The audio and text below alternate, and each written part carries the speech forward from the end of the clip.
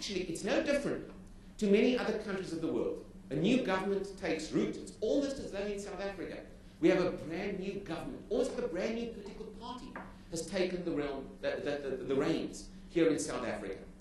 And they spend the first 5 years of their office fixing up the mess that the previous administration had put into place. Nothing unusual about our state of affairs, and it's just strange that it's all under the mantle of the ANC. We are just seeing that playing itself out now as though we would have had a change of government.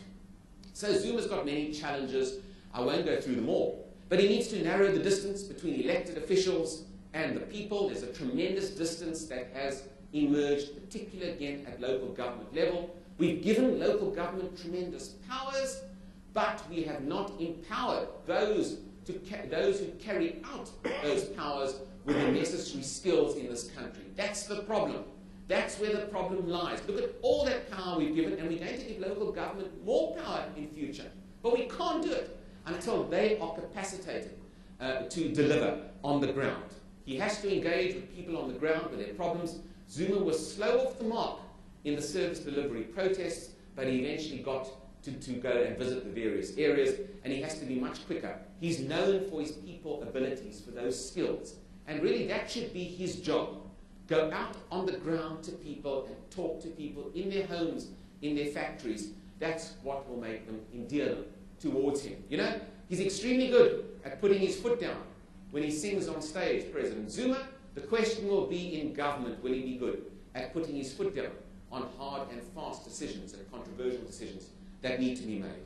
Secondly, we've seen in the ANC, it's a trend we saw last year, and I believe it's a trend that will continue into the future. I think we've changed a culture in the ANC. There's been a mind shift within the ruling party. There's no more entitlement within the ANC. Whatever you did in the struggle, whatever position you might have had once, well, if you don't perform, we will boot you out of office. We will criticize you, and we will criticize you in public. We don't mind airing our dirty laundry in public. The ANC never did this before. They were a very secretive organization.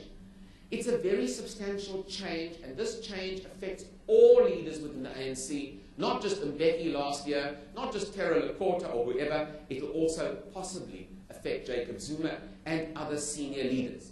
Remember last year at Polokwane. Remember, that's the scene when Lekota got up to chair the meeting. The delegates did this, the soccer replacement gesture. Time for you to go and bring on the new replacement team. That's what they did. A great insult, I might add, to Mr. Lekota. I think he's still recovering from that. And then only within a few months, really, we've seen added protests, added service delivery protests. Look at that poster on the screen. This is the bottom one. Where is the better life, LYF? Where is the better life you promise us? Was a placard in the service delivery protests only a few months ago. You know, South Africans don't have much time anymore for politicians, whatever their stature. And I think this will also haunt the Zuma administration. In fact, so much so that I think we're going to see over the course of the next 5 years develop another battle for power within the ANC. And I put on the screen, and I just put this on just to pepper your interest for that matter, with some of the alternative contenders for power, who may want power after 5 years, or perhaps after 2 terms of Jacob Zuma. Some of the faces might be familiar to you. Mr. Sekwali, of course, may be positioning himself for a run on power somewhere down the line. But Zweli Mkhize from KZN might be very, very powerful. Zweli Mantashe himself.